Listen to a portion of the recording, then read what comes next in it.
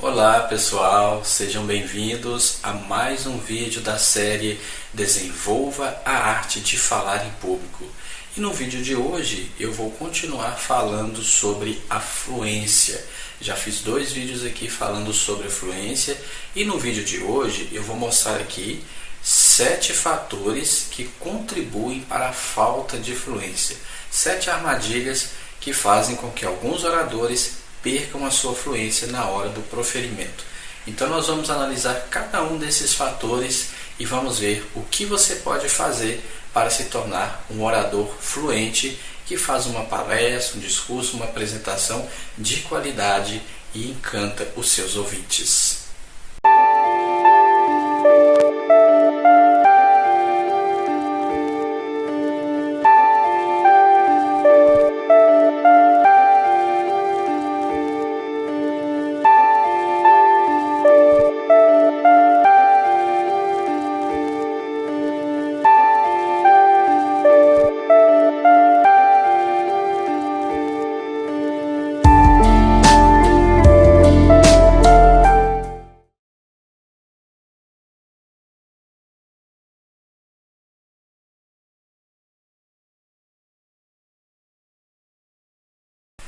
Ser fluente é algo bem natural.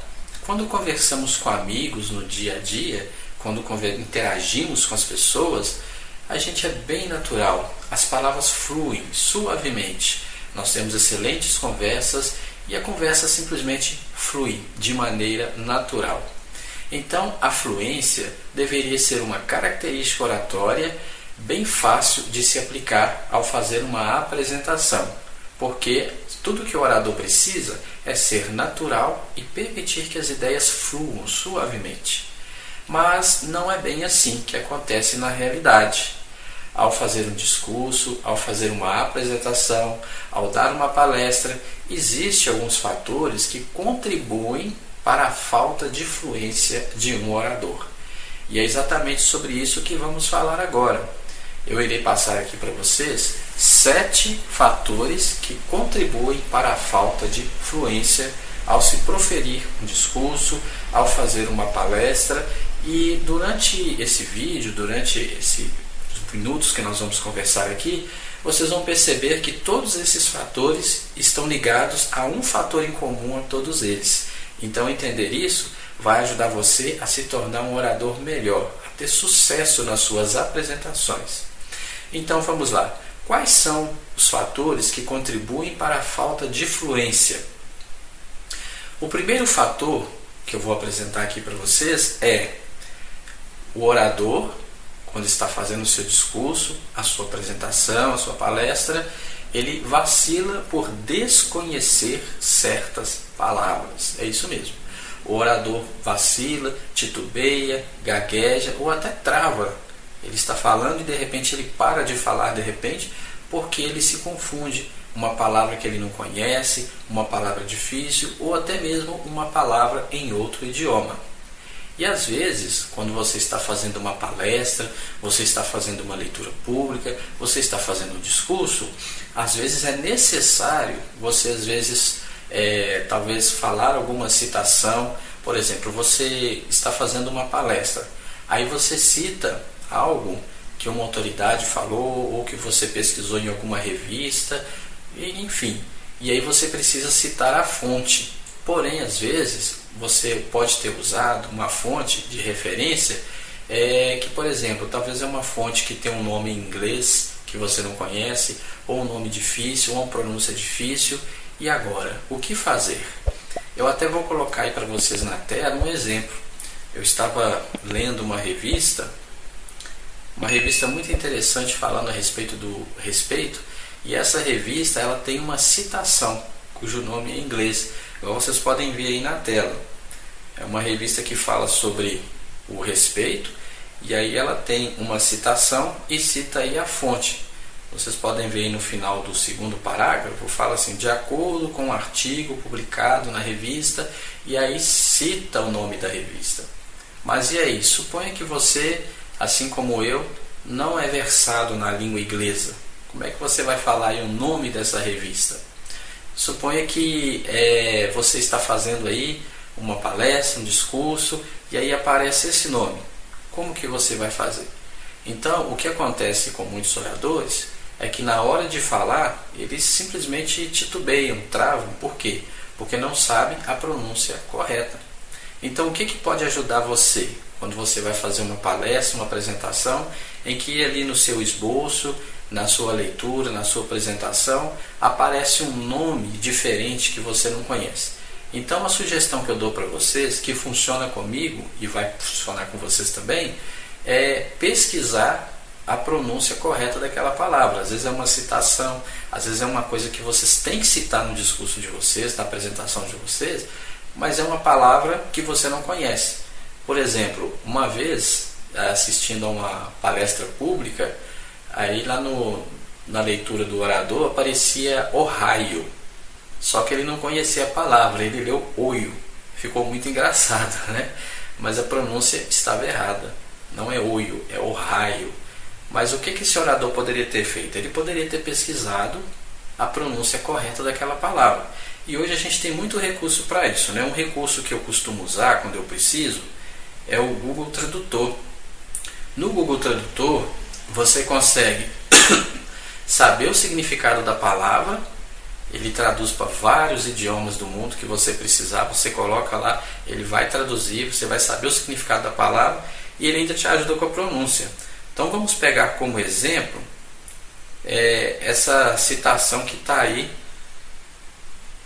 nessa publicação que eu coloquei para vocês na tela, né? Essa citação que eu tirei aí dessa revista. Então, quando você joga lá no Google Tradutor, aí tem um símbolo de áudio. Você clica nele e aí ele fala a pronúncia para você. Olha para você ver.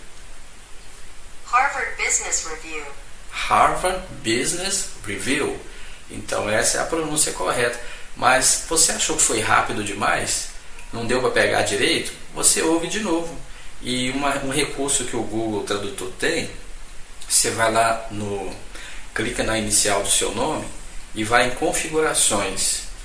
E nas configurações tem velocidade. Aí tem velocidade normal, lenta e mais lenta.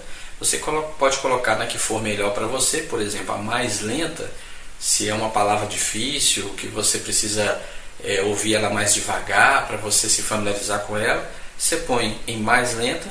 E aí quando você vai lá no texto, você digita o texto e pede para ele ler. Olha só o que acontece. Eu coloquei aqui no mais lento. Harvard Business Review. Perceberam que ele leu mais devagar? Harvard Business Review. E você pode fazer isso palavra por palavra, não precisa ser a frase inteira. Você pode treinar uma palavra até você pegar a pronúncia dela, depois a outra e assim por diante. E aí quando você for fazer aquela citação na sua apresentação, você vai falar a pronúncia correta. A sua palestra ela não vai ficar sem fluência, você não vai gaguejar, titubear e nem vai ficar perdido na sua apresentação. Então é algo que você pode fazer para lidar com palavras desconhecidas. Mas você precisa fazer isso antes de fazer a sua apresentação, enquanto você ainda está se preparando. Não adianta nada, na hora que você já está lá, né, perante o seu público, aparece a palavra, não tem como você ir lá olhar no Google, né, como é que pronuncia. Então isso aí pode ajudar você a evitar esses erros, né, de travar na sua pronúncia, de gaguejar, titubear ou ficar sem saber o que dizer quando no meio da sua palestra aparece lá uma palavra diferente que você não conhece. Isso se aplica até em palavras do nosso idioma. Tem palavras que a gente usa muito pouco, às vezes nem usa. Às vezes palavras que são muito técnicas ou usadas apenas para um fim específico, não são palavras comuns. Você se deparou com uma palavra dessa, coloca lá no Google Tradutor, clica lá no ícone de áudio para ele ler para você, e aí você vai saber como pronunciar corretamente aquela palavra. Segundo fator que contribui para a falta de fluência: pausar brevemente em muitos lugares. As pausas, elas têm o seu lugar. Fazer pausas numa apresentação pública é importante. O problema não está em se usar pausas, mas as pausas excessivas, quando o orador pausa muito, porque isso dá a impressão que ele não sabe o que dizer, está mal preparado, está titubeando demais. Mas as pausas, quando usadas corretamente, podem enriquecer a sua palestra. Em vídeos futuros dessa série, eu vou estar fazendo um vídeo específico aqui sobre como usar corretamente as pausas. Então, ao usar pausas, tome cuidado para que as pausas não sejam desnecessárias e em excesso. Isso vai distrair a sua assistência e vai parecer que você está mal preparado. Terceiro fator que contribui para a falta de fluência é a falta de uma boa preparação. Isso mesmo.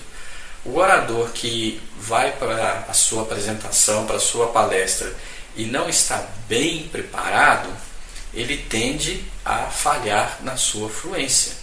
Então a preparação ela é muito importante.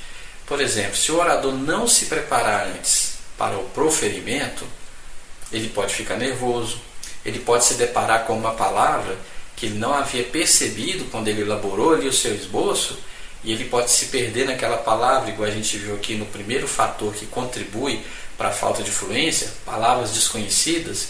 Então você não pode deixar para ver essas palavras na hora que você está fazendo a sua apresentação.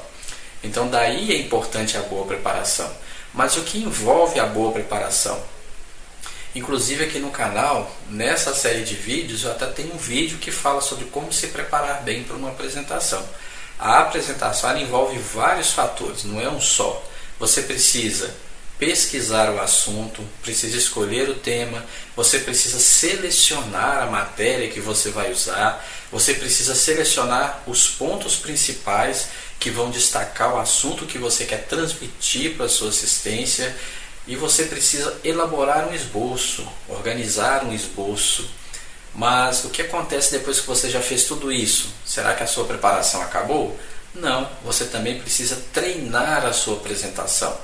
Você precisa fazer a sua apresentação em voz alta, ver como ela vai ficar. Se tiver algo difícil no seu esboço, uma palavra que você não conhece, algo que você achar que precisa mudar, então na sua preparação, no seu treinamento, você vai conseguir perceber isso.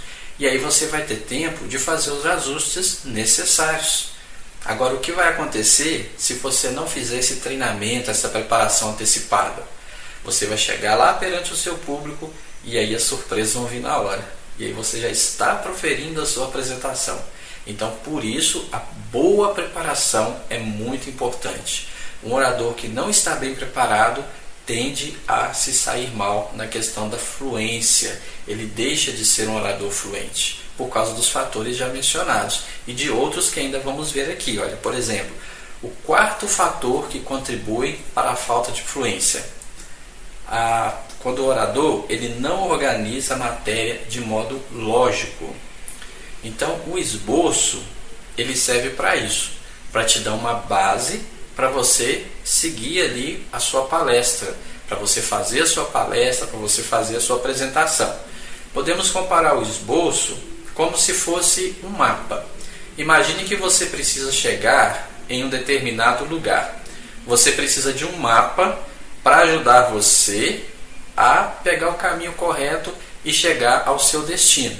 Então o esboço ele serve para isso, para conduzir a sua palestra até o seu objetivo.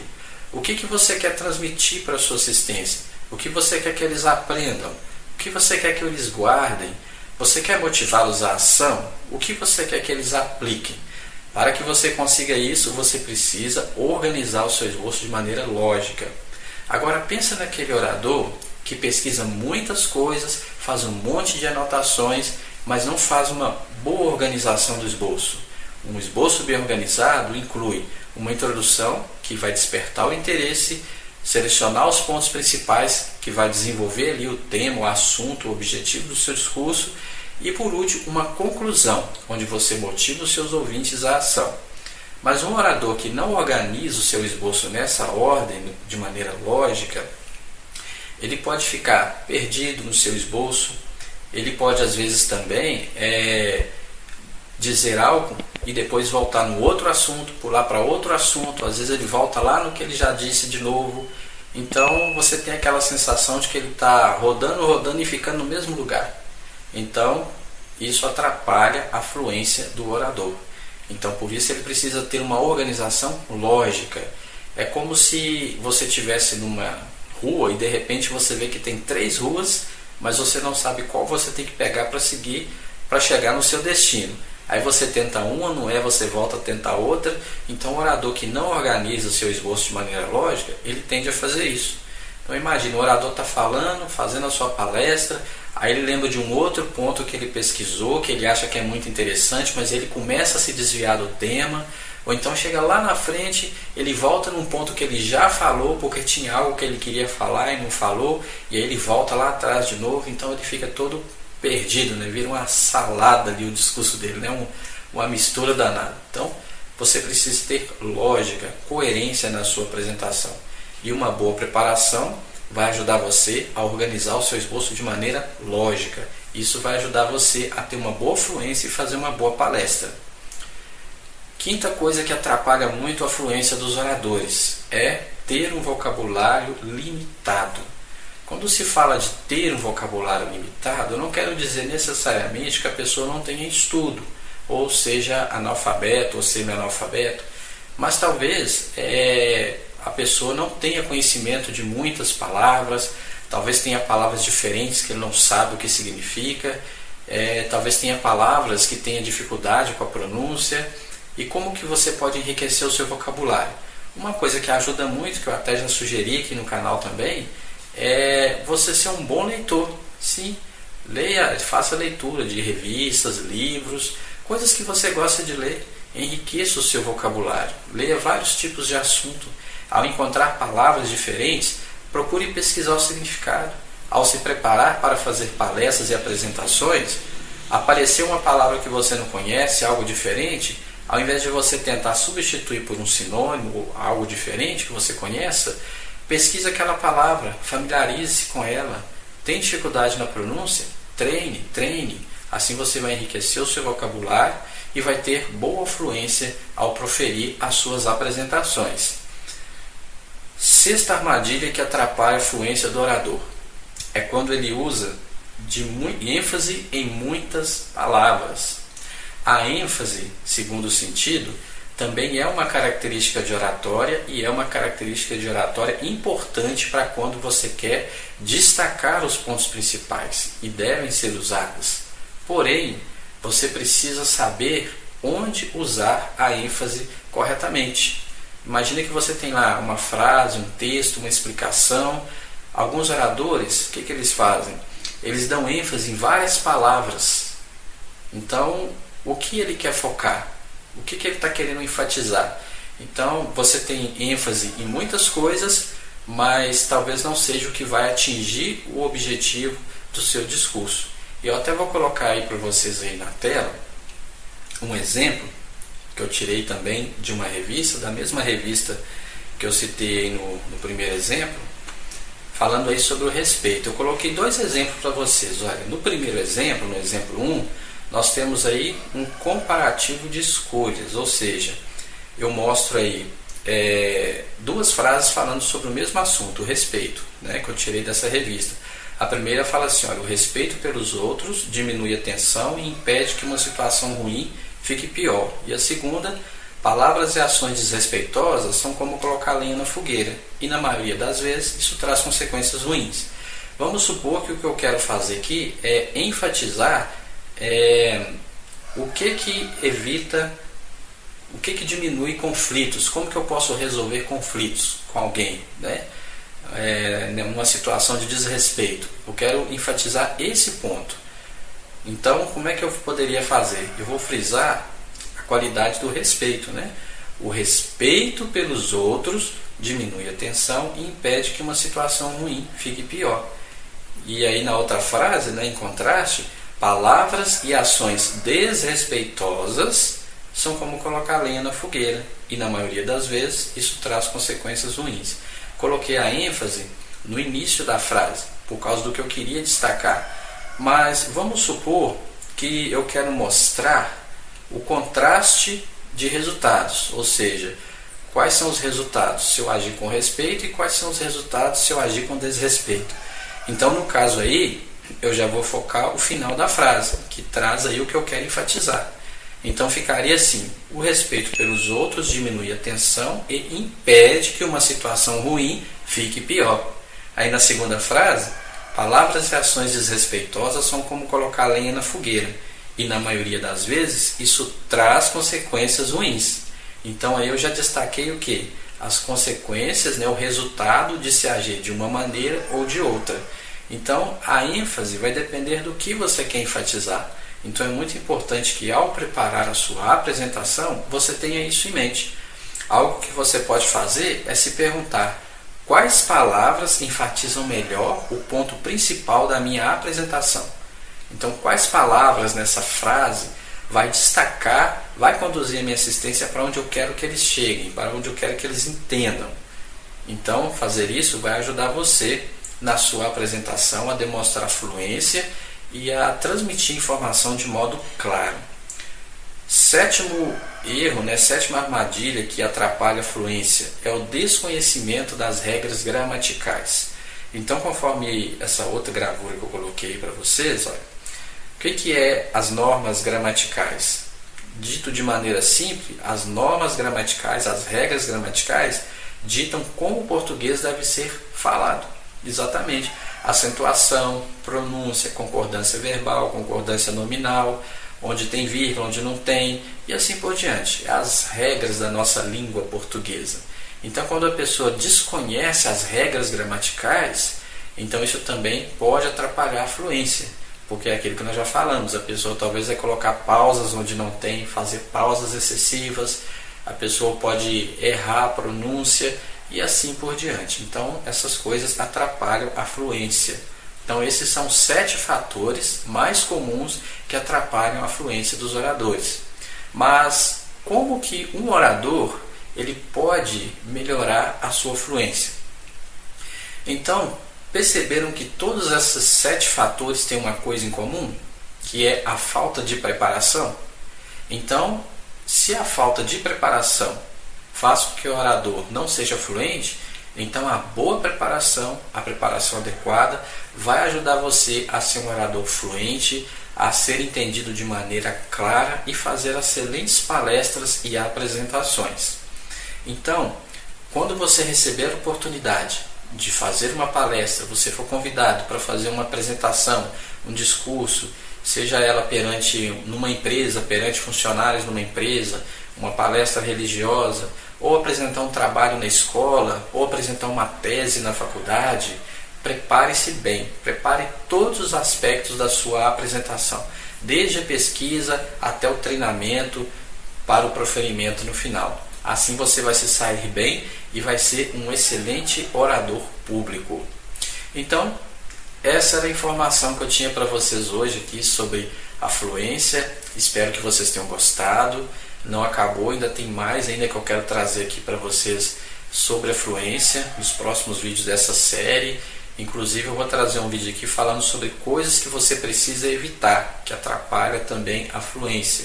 Então, ao você fazer uma palestra, uma apresentação, há algumas coisas que você precisa evitar para não atrapalhar o seu discurso. Vou ficando por aqui, espero que tenham gostado. Se você ainda não é inscrito, inscreva-se no canal. Espero vocês na próxima semana trazendo mais conteúdos para vocês e depois estarei de volta aqui com mais um vídeo da série Desenvolva a Arte de Falar em Público.